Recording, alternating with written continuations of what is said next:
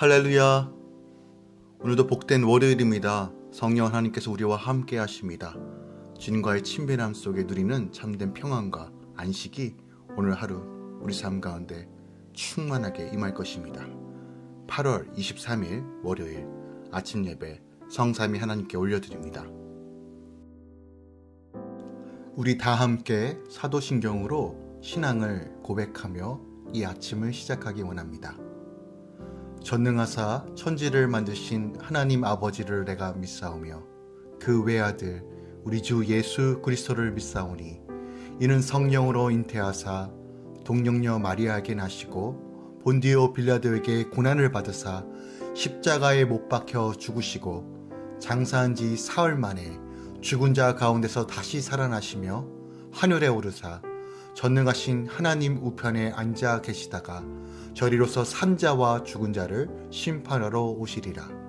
성령을 믿사오며 거룩한 공예와 성도가 서로 교통하는 것과 죄를 사하여 주신 것과 몸이 다시 사는 것과 영원히 사는 것을 믿사옵나이다. 아멘. 오늘 하나님의 말씀은 사도행전 20장 1절부터 12절까지입니다. 사도행전 20장 1절부터 12절까지입니다. 소요가 그침에 바울은 제자들을 불러 권한 후에 작별하고 떠나 마게도냐로 가니라. 그 지방으로 다녀가며 여러 말로 제자들에게 권하고 헬라에 이르러 거기 석 달 동안 있다가 배 타고 수리아로 가고자 할 그때에 유대인들이 자기를 해하려고 공모함으로 마게도냐를 거쳐 돌아가기로 작정하니 아시아까지 함께 가는 자는 베레아 사람 브로의 아들 소바도와 데살로니가 사람 아리스다고와 세군도와 더베 사람 가이오와 및 디모데와 아시아 사람 두기고와 드로비모라. 그들은 먼저 가서 드로아에서 우리를 기다리더라. 우리는 무교절 후에 빌립보에서 배를 떠나 닷새 만에 드로아에 있는 그들에게 가서 이레를 머무리라. 그 주간의 첫날에 우리가 떡을 떼며 하여 모였더니 바울이 이튿날 떠나고자 하여 그들에게 강론할세 말을 밤중까지 계속하매 우리가 모인 위타락에 등불을 많이 켰는데 유두고라 하는 청년이 창에 걸터 앉아 있다가 깊이 졸더니 바울이 강론하기를 더 오래 하매 졸음을 이기지 못하여 3층에서 떨어지거늘 일으켜보니 죽었는지라. 바울이 내려가서 그 위에 엎드려 그 모를 안고 말하되 떠들지 말라 생명이 그에게 있다 하고 올라가 떡을 떼어 먹고 오랫동안 곧 날이 새기까지 이야기하고 떠나니라. 사람들이 살아난 청년을 데리고 가서 적지 않게 위로를 받았더라. 아멘. 하나님의 말씀입니다. 오늘 본문은 사도행전 21장 16절까지 이어지는 바울의 제3차 전도 여행 중에 있었던 사건을 기록되어 있습니다. 바울은 에베소에서 드로아를 거쳐 마게도냐와 헬라 지경으로 갔다 다시 마게도냐를 돌아 드로아에 이르게 됩니다. 대략 1년여간의 바울 전도 여행이 함축되어 보도되어 있는 것이 오늘 본문의 말씀이에요. 바울이 드로아에 머물 때 발생한 유두고의 죽음과 소생 사건이 바로 오늘 본문에 기록되어 있어요. 지난 본문을 살펴보면 바울은 드로아에서 복음을 전한 적이 없습니다. 그러나 3년여간에 걸친 바울의 예배소 사역의 결과 복음이 아시아 전역에 급속히 확산되어서 이젠 드로아 지역까지도 그리스도인이 생겨난 것이에요.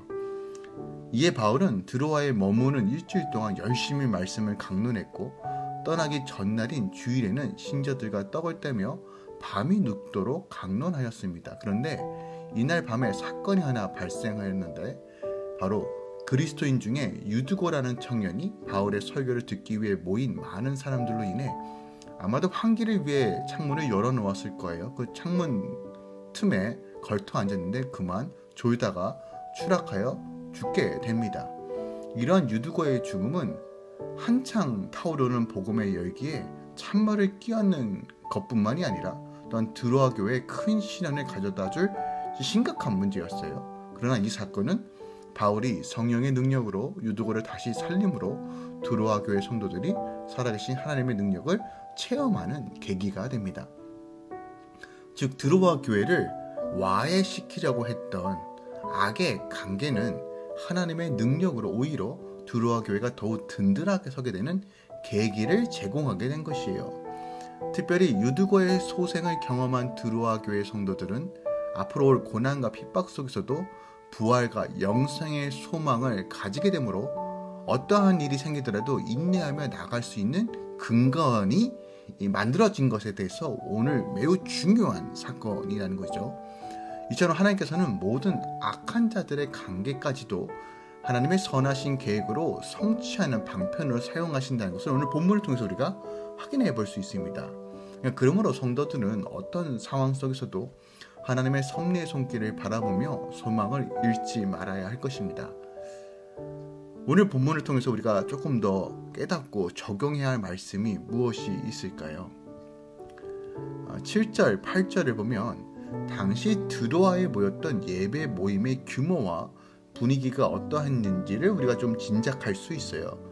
먼저 7절을 보면 바울이 다음날 떠나고자 하여 밤중까지 강론하였다라고 기록되어 있습니다. 드로아는 사도 바울이 2차 선교 여행 중에 길이 막혀 기도하다가 마게도냐 인의 환상을 보고 유럽으로 건너간 곳입니다. 그런데 이제 3차 선교 여행 중에 다시 이곳에 와서 복음을 전하게 된 것입니다. 과거 바울이 드로아에서 직접 복음을 전하지 못하였다는 점에서 볼 때 이곳은 당시 에베소에서 일어났던 부흥을 통해 복음이 전파되어 교회가 생겨난 곳이에요.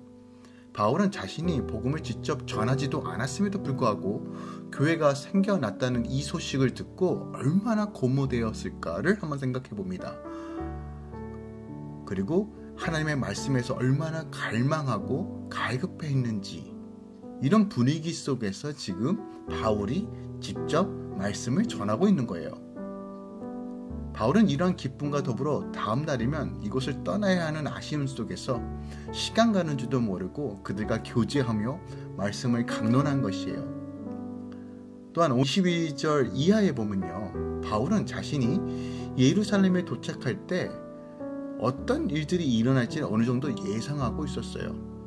즉 지금 강론은 마치 고별설교 혹은 유언과도 같은 메시지이기에 바울은 더 뜨겁게 강론했을 것이에요.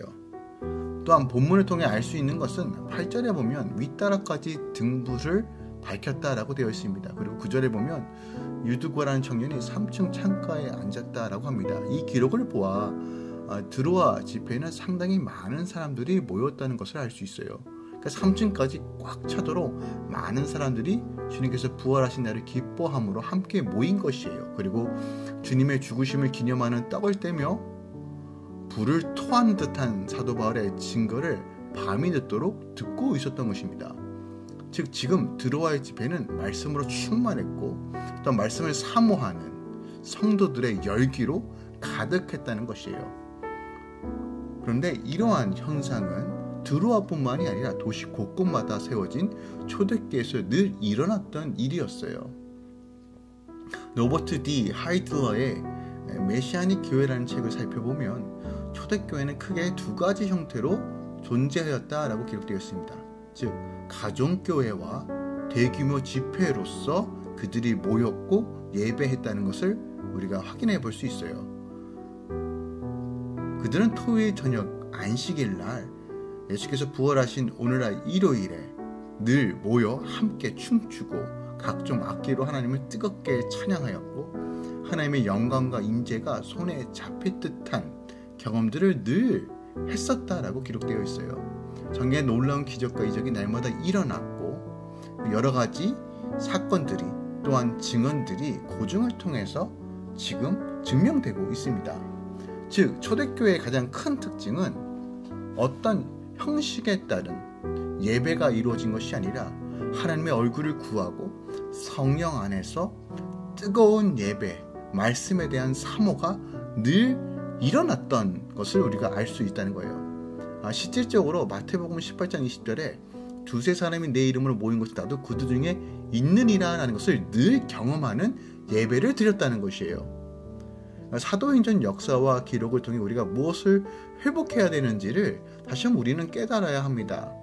오늘날 지금 우리가 다시 회복해야 되고 다시 찾아야 하는 것은 바로 이 예배의 기쁨과 감격과 생명력을 회복해야 합니다.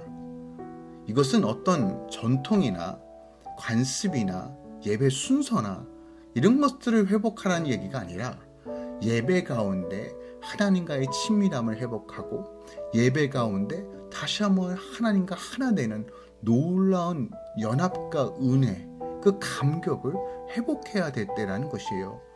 그러기 위해서는 우리의 고정관념, 이념, 형식, 생각을 내려놓고 하나님을 예배하며 나아가야 합니다.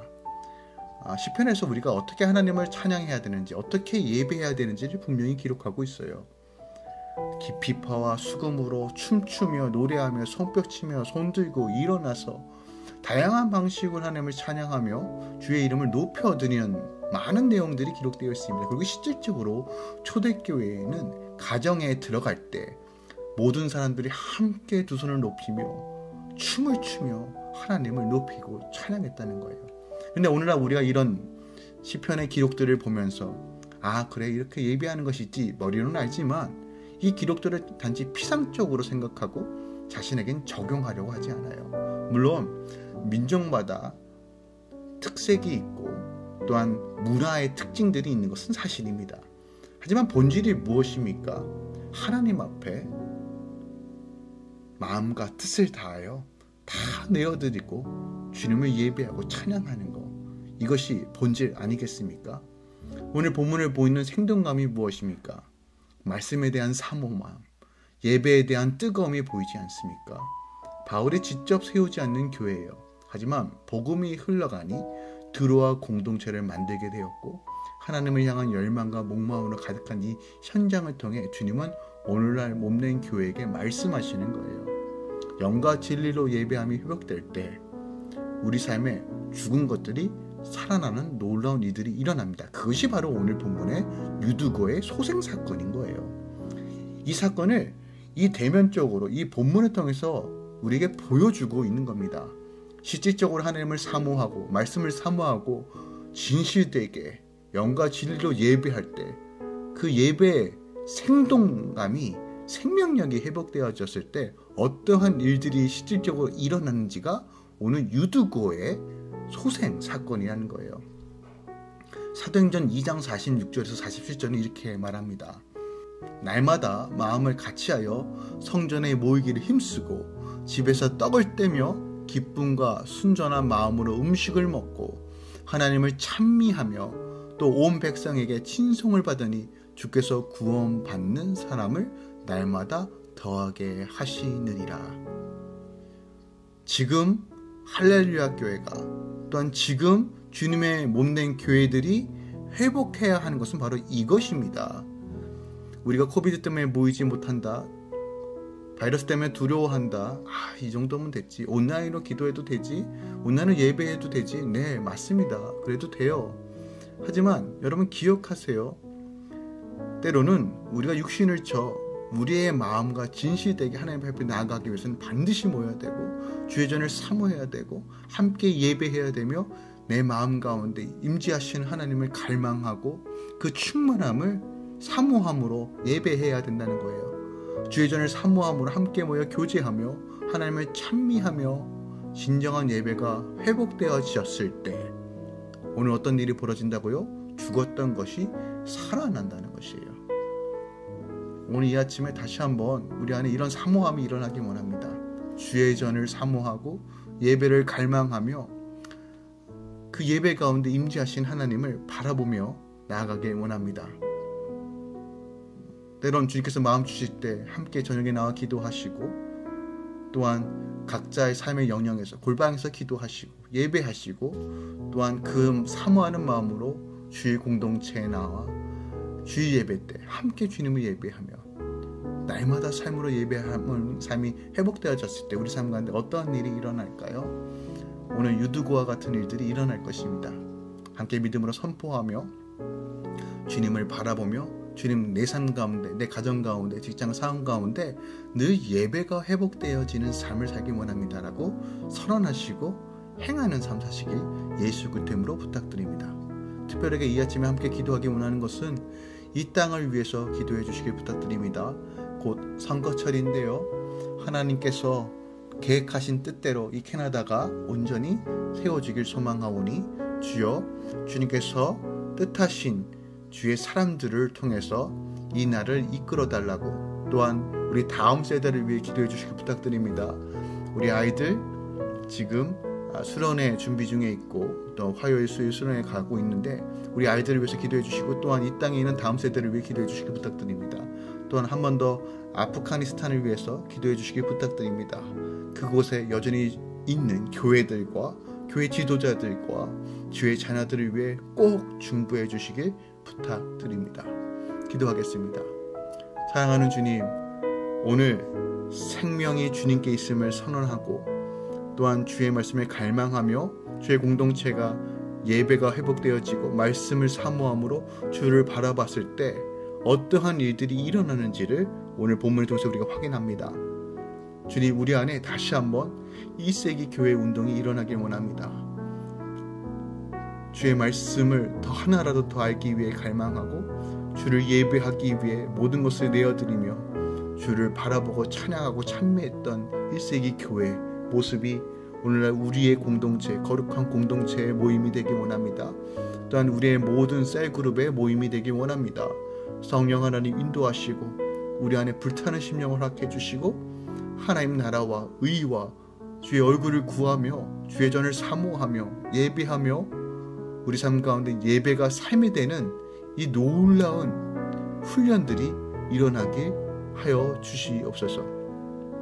또한 이 아침에 사모하고 기도하는 모든 기도 내용 가운데 하나님께서 붙들어 주시고 하나님의 선하심으로 채워 주시옵소서. 이제는 우리 주 예수 그리스도의 은혜와 우리 하나님 아버지의 놀라우신 사랑과 성령님의 내주셨던 충만 역사하심이 오늘도 주님을 바라보며 예배하며 찬양하며 결단하며 하나님을 경외하는 모든 주의 자녀들의 삶 가운데 직장과 사업터 가운데 이제로부터 영원까지 함께 있을지어다. 아멘.